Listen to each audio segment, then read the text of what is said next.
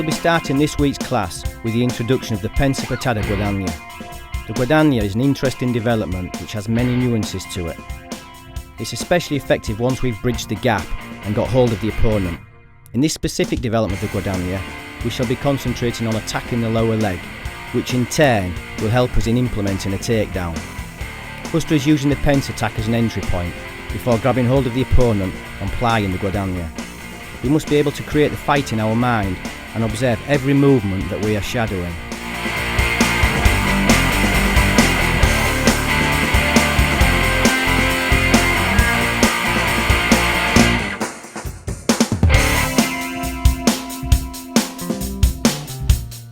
In last week's class, we looked at the can cuello, can cuerpo and the can piernas. Here we used part of the work from last week, the can cuerpo. Once we have entered and trapped the opponent, our next attack is the pensa patada guadagna.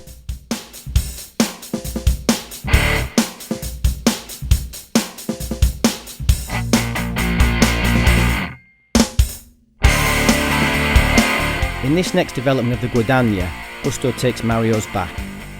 The guadagna kick is also related with a simple knee and the foot stomp, and as we learn to connect each of these weapons that in the beginning seem quite independent of each other, we will develop a rather unique ability and flavour with seemingly basic and simple information.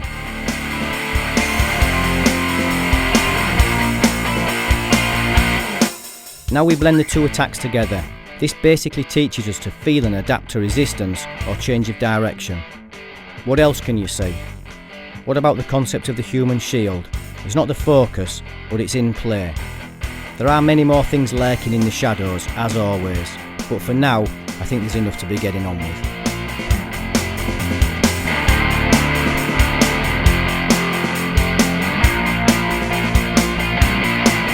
Now continuing on, we add the guadagna takedown. The guadagna is not just a leg pickup, but rather a severe kick and wrench attack. The fact that we can use the shoe to enhance the pain and damage factor makes this simple hook kicking attack all the more effective. This also enables us to drive or redirect the opponent in our favour, should we catch the moment.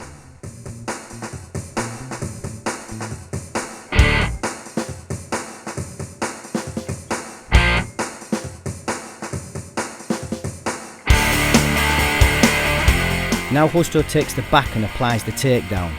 The objective is to drop the opponent face down. Obviously not a good position to be in for him, but for us, well, it gives us all kinds of possibilities. But as we now know, those possibilities will not be chosen, but the moment and our instinct reaction will dictate the outcome and how we best use or drive this particular scenario.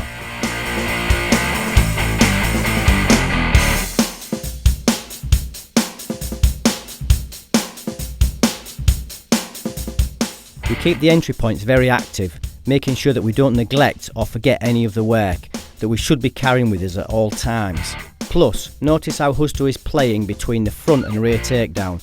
Obviously in reality we don't decide.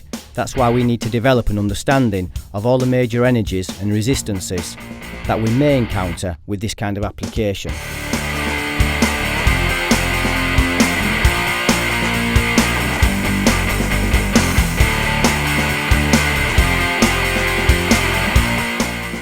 As we mentioned before, and as this is only the beginning of our study and investigation into the world of ground fighting, means that the destruction of the controls are relatively simple. But in saying that, it doesn't make them any less effective. Far from it, because as we now know, the garamona is an extremely dangerous weapon and one that possesses a vast array of gruesome applications. We start our path of development with the garamona simply because it's what most people do, grab. So we immediately train what will come naturally, yet we try to get a bit more from it.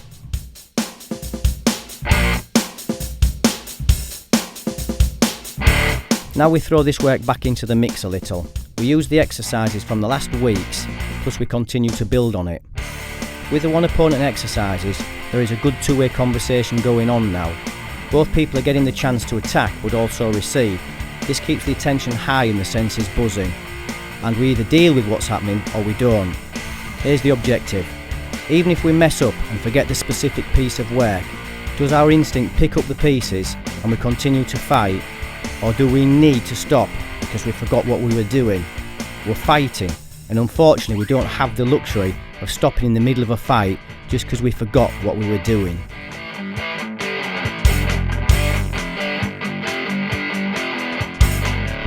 Each time that we train, we always try to destroy the punch, elbow, kick and knee somewhere within the development. If we do this every day, then it's fair to say we should get pretty good at it. Being able to destroy major weapons is basic, but definitely not easy. Our instinct is usually to shy away from attacks, not enter direct into the line of fire, as this takes a certain kind of mentality supported by a certain method of training. But once this emotion is opened up within us, many interesting evolutions start to take place.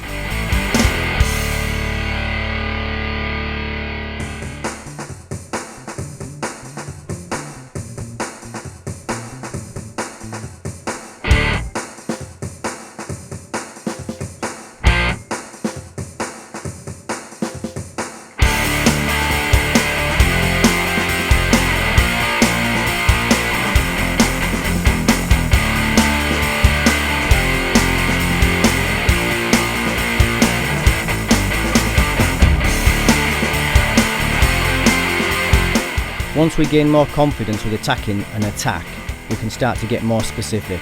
We can start looking at refining the attack and understand a little clearer the different possibilities and the consequences of those possibilities. For example, when we destroy the kick, what is the desired area of contact? What are we actually trying to hit?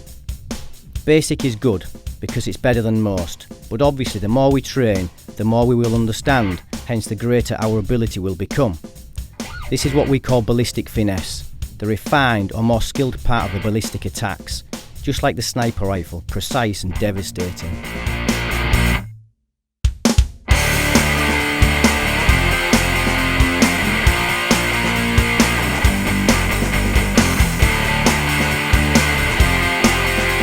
The surface that the guys are working on in this particular shot is probably the best of all, not. Good old-fashioned gravel. Once you start moving erratically, the surface becomes extremely unstable, making sure footing almost impossible. What it does teach though is how to deal with this strange and very frustrating scenario. When the brain is stressed and can't get what it wants, it's bad. But when the brain knows what it wants, but the elements and environment won't let it, then big adjustments need to take place. It's a bit like a computer chip on a modern car that is constantly checking and adjusting things thousands of times a second. The human brain is way more powerful than a microchip in a car and can handle millions of pieces of information almost simultaneously, basically meaning we have an awesome ability to adapt. So by training on gravel, we will learn that when a simple surface change occurs, it can have a dramatic effect on our ability and a massive adjustment will need to be made.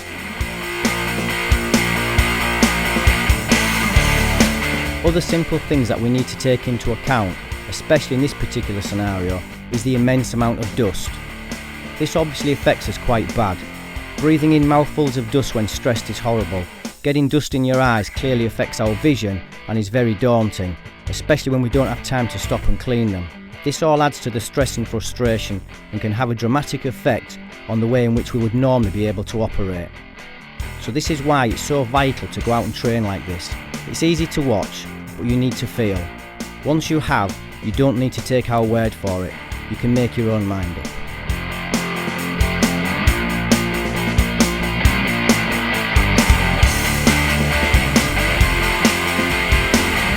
The reality is the reality, and once you have slipped and bounced off the floor, got an eye full of dust and a mouth full of gravel, you decide if it changes the way you feel and operate.